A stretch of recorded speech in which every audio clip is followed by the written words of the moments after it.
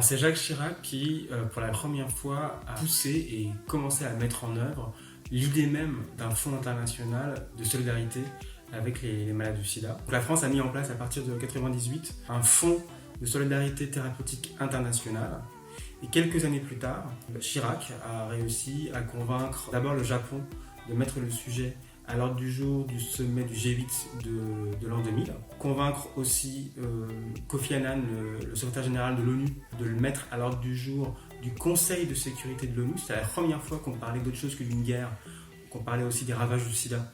Ça a déclenché la tenue d'une assemblée générale de l'ONU spéciale dédiée à la crise du sida. Puis, quelques semaines plus tard, le sommet du G8 s'est emparé d'une des conclusions de cette assemblée de l'ONU qui avait recommandé la création d'un fonds international pour financer la lutte contre le sida dans les pays en développement. Et ça, c'est beaucoup la France qui l'a porté, enfin Chirac, qui l'avait porté au niveau du G8 en 2001. Dès janvier 2002, le fonds commençait déjà à être un peu opérationnel.